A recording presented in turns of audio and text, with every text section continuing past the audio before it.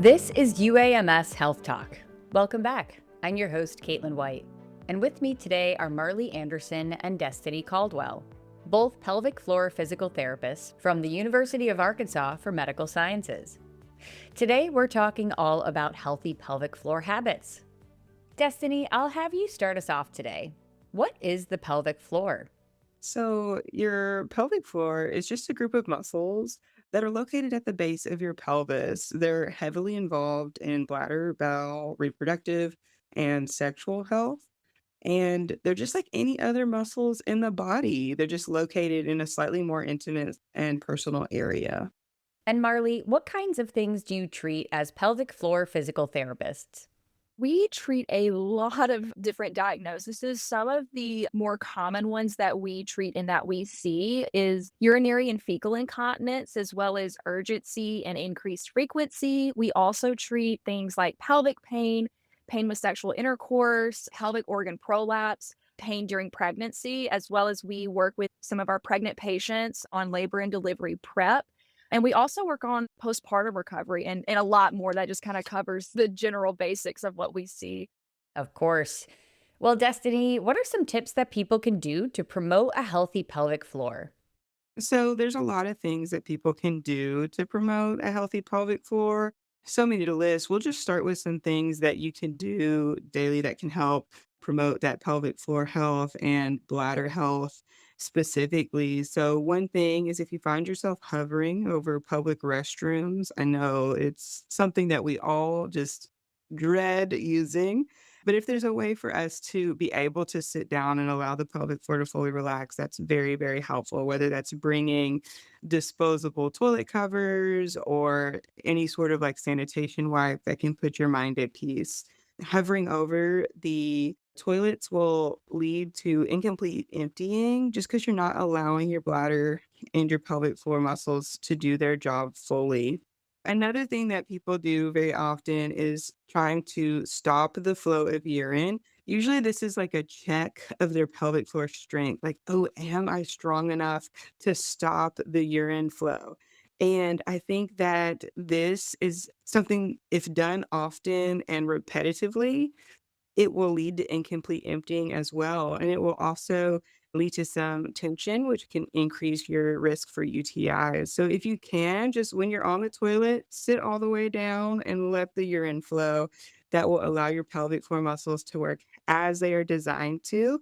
I also tell my patients that Kegels aren't always the answer. Some people will start doing Kegels just to strengthen their pelvic floor, like if they're having leakage or something like that. And a Kegel is just a pelvic floor contraction. That's what we're talking about when we say a Kegel. But if you have an overactive pelvic floor, this can be something that might potentially worsen your symptoms, or if you're doing a Kegel incorrectly, this could be something that worsens your symptoms.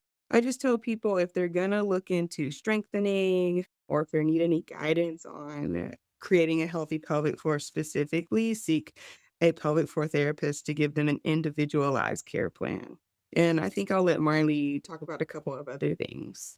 Just kind of piggybacking off of that, another thing that we will tell almost all of our patients, which is a habit I think absolutely everybody can implement in their day-to-day lives, is we tell people to discontinue what we call just in case peeing, and it's exactly what it sounds like. So it's just going and emptying your bladder more out of habit and just in case we have to go later. So it's more out of fear for needing to go later on. So you're not going because you have the urge to go, but because you're worried that you may have to go later. So people will do this like, they'll go to the bathroom real quick just in case before they get into a car to go somewhere or before they watch a movie. I find a lot of my patients who are in the healthcare field as well as in education or just work very busy jobs are really guilty of this because you only get short amounts of free time, and it's like, "Oh, I better take advantage of it and go to the bathroom," but we may not necessarily have the urge to go, and so why this can potentially not be good for your bladder and pelvic floor is because if we continuously empty our bladder before it's full, you're training your bladder to hold less, and so then we end up going more, which can lead to urgency, frequency, and things like incontinence. It's just a easy habit that we can try to implement, and that can make a world of difference if we do implement that. And that kind of goes into, like, ignoring the urge for too long, like, the other side of that. If we let our bladder fill up too much, sometimes that can also increase our risk for leakage and urgency, things like that. We wanna make sure we're not holding the urge too long. Rushing to the bathroom is also something that a lot of people are guilty of, when we get that really strong urge to go.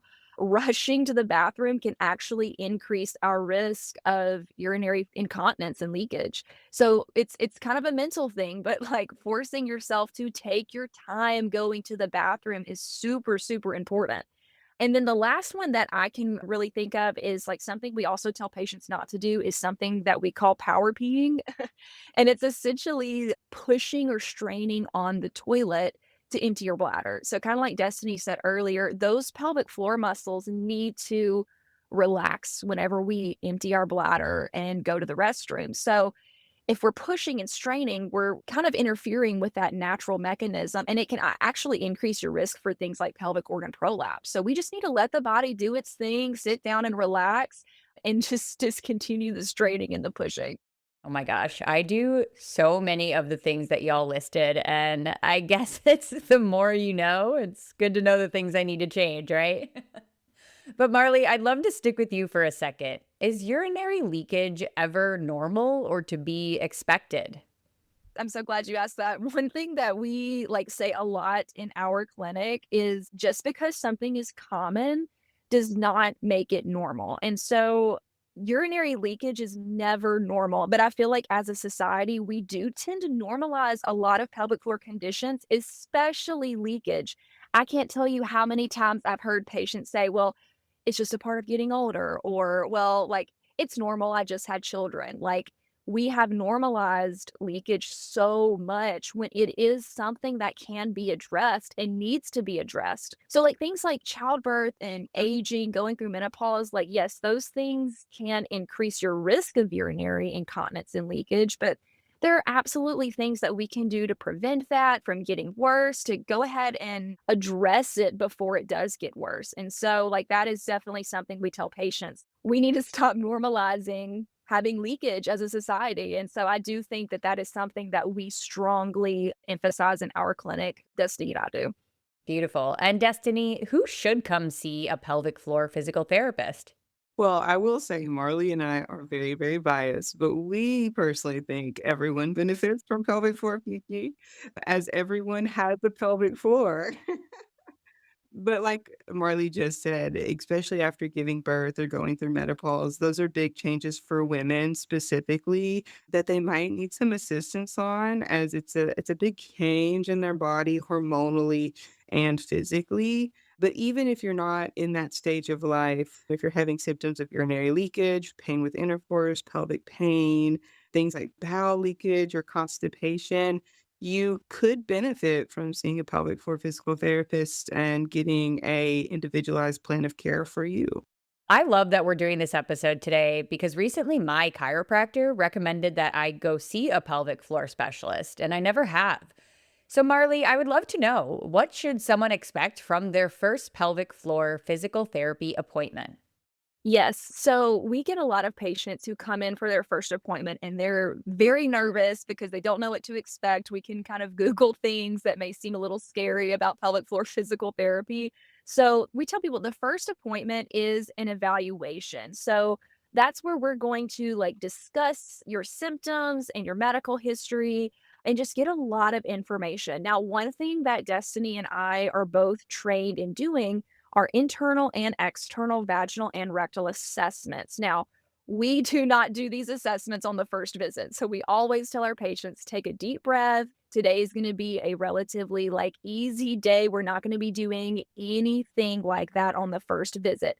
If we decide that we think that an assessment like that would be beneficial, we have that conversation on the first visit, but we don't do it until the second visit at the earliest. And then, two, we tell patients, like, those assessments are completely optional. They are not required, but we typically have that conversation on the first visit. And Destiny, I'll let you kind of jump in on, like, the rest of what we do with the first visit. Yeah, absolutely. So If we're not doing internal exams, what are we doing? Well, we're doing a lot of external examinations. So we look at your posture, we look at your strength, whether that's your hips or your legs. We look at your breathing assessment, or we can look at like your abdominals, right? If we're thinking someone who's after a C-section or even some laparoscopic surgeries through the abdomen, there's a lot of things that we can look at on the first visit, depending on what your symptoms are, that can be very, very beneficial. From there, we'll work on creating goals, figuring out a course of action that works for you specifically, and then we provide a lot of education and we like to get people started on exercises. I will say, Marley and I, this is what we do. This is our training. Now, if you go to a pelvic floor physical therapist in a different location, or even if you're in a different state, expect some of this to be different. They may be open to doing an internal assessment on the first time, but that's something that you can communicate with them, especially if you're a little apprehensive or kind of worried about that. You may be able to ask them, like, hey, can we delay this until after a few visits or until the second visit? That's always an option. And then, Destiny, wrap it up for us today. Where are you currently located, and how can we schedule an appointment with y'all? Yes. So we are located at the UAMS Women's Center on the ground floor. To get started to come see us, all we need is a referral from your primary care physician or specialist if you're seeing one of those. And then to make an appointment, you can Google UAMS Women's Health Physical Therapy. That will take you to our website with a link to scheduling, or you can call 501 296 1500. That was Marley Anderson and Destiny Caldwell. Thank you both so much for joining us. For more information or to make an appointment, call 501 296 1500. If you enjoyed this podcast, please share it on your social channels and check out the entire podcast library for topics of interest to you. I'm Caitlin White, and this is UAMS Health Talk. Thanks for listening.